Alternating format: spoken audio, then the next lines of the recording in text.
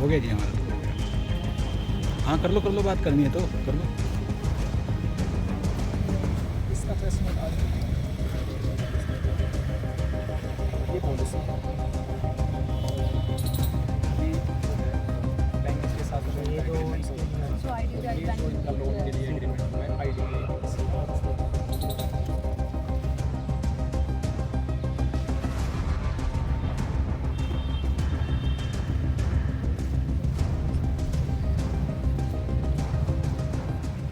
मेरा नाम पंकज बिट्ठू है और मैं पीजीआई रोहतक में MBBS इंटर्न हूँ। सबसे पहले तो मैं सभी पत्रकार साथियों का धन्यवाद करना चाहूँगा, आप इतने शॉर्ट नोटिस पे आए।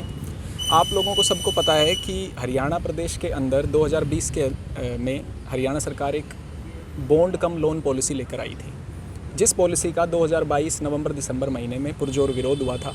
PGIMS रोहतक में रेजिडेंट डॉक्टर्स ने पूरे राज्य के अंदर 4-5 गवर्नमेंट मेडिकल कॉलेजेस के अंदर 54 दिन तक हड़ताल चली थी और पॉलिसी में जो है उसके बाद सरकार ने कुछ बदलाव किए थे। लेकिन हम ये बात रखना चाहेंगे आपके आगे कि पॉलिसी में बदलावों के बावजूद ये पॉलिसी जो है ये हरियाणा प्रदेश में मेडिकल एजुकेशन के हित में नहीं है।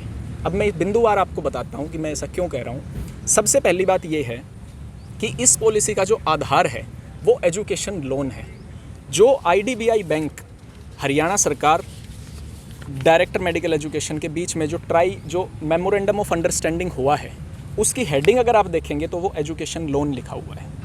एक बात, जो पॉलिसी है सरकार की 21 दिसंबर 2022 को जो हड़ताल के बाद में आदरणीय श्री मनोहर लाल खट्टर जी ने अधिसूचित करवाई थी, उसका अगर आप पहले पेज पर ही देखेंगे, bond is defined as education fees.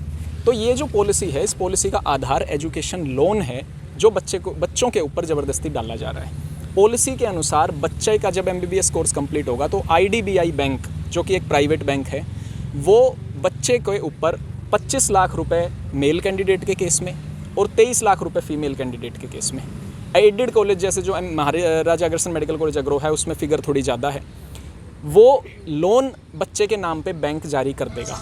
हमें इस बिंदु से बिल्कुल जो है हम इसका विरोध करते हैं और ये बिंदु हटना चाहिए। एजुकेशन लोन आधारित पॉलिसी हम कतई बर्दाश्त नहीं करेंगे। ये पॉलिसी जो है ये पूर्ण रूप से वापस होनी चाहिए। दूसरी बात कि हरियाणा सरकार का एक जो है नीति निर्देश है कि हमें हर एक ज़िले के अंदर मेडिकल कॉलेज बनाना है। बहुत अच्छी बात है, हर ज़िले में मेडिकल कॉलेज बनाइए, स्वास्थ्य सेवाओं का ढांचा आप बढ़ाइए, लेकिन उन मेडिकल कॉलेजेस में पढ़ने वाले बच्चों की मेरिट इंश्योर करना भी प्रदेश सरकार की जिम्मेदारी बनती है। ये नहीं है कि कॉलेज तो हर ज़िले में खोल दिए और उसमें जो है एडमिशन लेंगे फिर जो है 300 नंबर वाले बच्चे। ये कहाँ की जायज़ बात है भाई। हरियाणा स्टेट हमेशा से ही अपने टॉपर बच्चों के लिए जाना गया है। आप जितनी भी राष्ट्रीय स्तर की परीक्षाएँ उठा के देख लीजिए, हरियाणा ने हमेशा टॉपर दिए हैं। तो उन टॉपर्स को हरियाणा की मेडिकल कॉलेजेस में पढ़ने से जो है वंचित क्यों किया जा रहा है? ऐसी पॉलिसी क्यों ले आई जाती हैं कि वो बच्चे बाहर जाके अपना दाखिला लें? एक बच्चा, आपको पता होगा इस बार नीट परीक्षा के ऊपर जो है कितना विवाद हुआ है। आप जानकर आपको हैरानी होगी कि PGIMS रोहतक के अंदर मेरे ख्याल से शायद 680 नंबर वाले बच्चे को लास्ट दाखिला मिला है। 680 नंबर क्या होते हैं? उस बच्चे को भी आकर जो है 25 लाख रुपए का लोन अपने नाम पर बोझ उठाना पड़ेगा। क्यों? उस बच्चे की क्या गलती है? उसने हरियाणा में जन्म लेके गलती कर दी, बस ये गलती है उसकी।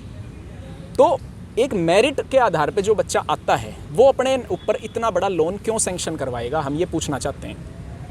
खास करके जो एक महिला स्टूडेंट्स होती हैं, फीमेल जो स्टूडेंट्स होती हैं, हरियाणा स्टेट में जो है एक वो रहता है हर एक परिवार का कि भाई अपनी बेटी घर के जितना पास वो पढ़ा सकें उतनी अच्छी बात है। ये एक मानसिकता होती है खासकर ग्रामीण उसके अंदर।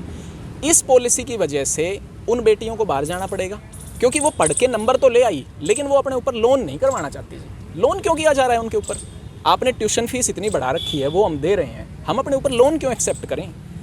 दूसरी बात, अब अगर आप ये कह रहे हो कि आप सरकारी सेटअप में जॉब करो, हम बिल्कुल एक्सेप्ट करते हैं ये चीज़, लेकिन Haryana civil medical services cadre में क्या फैसिलिटी दे रखी है?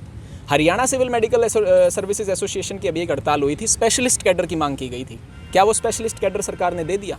भाई आप फैसिलिटीज़ ऐसी क्रिएट करो कि जो यहाँ से पास आउट होने वाले बच्चे हैं वो अपने आप हरियाणा स्टेट की हेल्थ सर्विसेज में काम करने के लिए अट्रैक्ट हों। ये नहीं है कि आप उनके ऊपर एजुकेशन लोन 30-30 लाख रुपए का डाल के उनको जो है आप बाधा बनाओगे। कल को ये कह रहे हैं इस सिचुएशन में हम वापस दे देंगे, उस सिचुएशन में आपको देना पड़ेगा, इसमें हम पार्ट पेमेंट कर देंगे, इसमें इतने % दे देंगे। भाई मैंने जो है नीट की परीक्षा देख के हरियाणा में मैंने जन्म लेके गलती कर दी क्या? मैंने नीट की तैयारी करी, मैं कोटा गया, कोई दिल्ली गया, कोई कहीं गया, 5-5 साल तक बच्चे पढ़े। उसके बाद में जब वो हरियाणा में एडमिशन लेने के लिए अपने कागज़ उठा के आते हैं तो कहते हैं ये लोन है, इतने का लोन सेंक्शन होगा। क्या गलती है उस बच्चे की?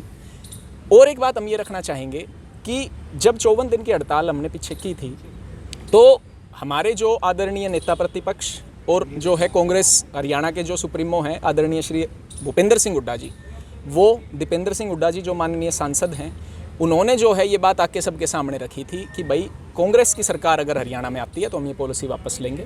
सरकार किसकी आती है ये तो जनमत पे निर्भर करता है, वो जिसकी भी आएगी हमारे लिए, हमें उस बात से ज़्यादा वो महत्व नहीं है। हम उनकी घोषणा का बहुत सम्मान करते हैं कि उन्होंने विद्यार्थियों के लिए घोषणा की, लेकिन वो इसको याद रखें और इसको अमल में लाएं और पार्टी घोषणा पत्र में इसको शामिल करें। और ना केवल कांग्रेस, भारतीय जनता पार्टी हो, चाहे इनेलो हो, चाहे वो आम आदमी पार्टी हो, हम सभी राजनीतिक दलों से आपके माध्यम से ये जो है पुरजोर अपील करते हैं कि 3650 जो हैं बच्चे हैं हरियाणा स्टेट के अंदर MBBS के, जिन्होंने मेरिट के आधार पर गवर्नमेंट और गवर्नमेंट एडेड मेडिकल कॉलेजेस में दाखिला ले रखा है, 3650 परिवारों की तरफ से जो है, और लाखों ऐसे बच्चे हरियाणा स्टेट के जो आज के दिन कोचिंग इंस्टीट्यूट्स में नीट की तैयारी कर रहे हैं, हम उनकी तरफ से ये बात रखते हैं कि हर एक राजनीतिक पार्टी हरियाणा की अपने घोषणा पत्र में ये बात बिल्कुल स्पष्ट तौर पे रखे कि ये जो लोन पॉलिसी मेडिकल एजुकेशन विभाग की 21 दिसंबर 2022 की है, इस पॉलिसी को पूर्ण रूप से निरस्त किया जाएगा।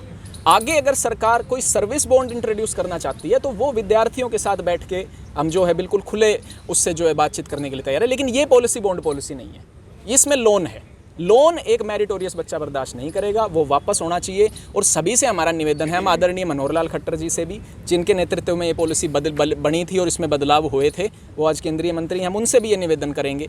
Bharatiya Janata party, Indian national Lokdal, सभी से हमारा ये निवेदन है कि आप इतनी महत्वपूर्ण जो बात है, क्योंकि मेडिकल एजुकेशन भविष्य है, मेडिकल एजुकेशन आज के समय हर एक जो है मेरिटोरियस बच्चा ये सोचता है मैं डॉक्टर बनूंगा, उसके आप जो है उसके लिए बाधा मत क्रिएट कीजिए। उसका पूरा राइट है। हरियाणा स्टेट की जो मेडिकल कॉलेजेस हैं, चाहे वो खानपुर हो, चाहे वो मेवात हो, वो हरियाणा का डोमिसाइल है, उसका राइट है। आप उसका राइट ये इससे मत छीनिए। और युवाओं का जो ये बहुत महत्वपूर्ण मुद्दा है मेडिकल एजुकेशन का, मेरिटोरियस बच्चा लोन नहीं देगा जी, ये पॉलिसी वापस होनी चाहिए।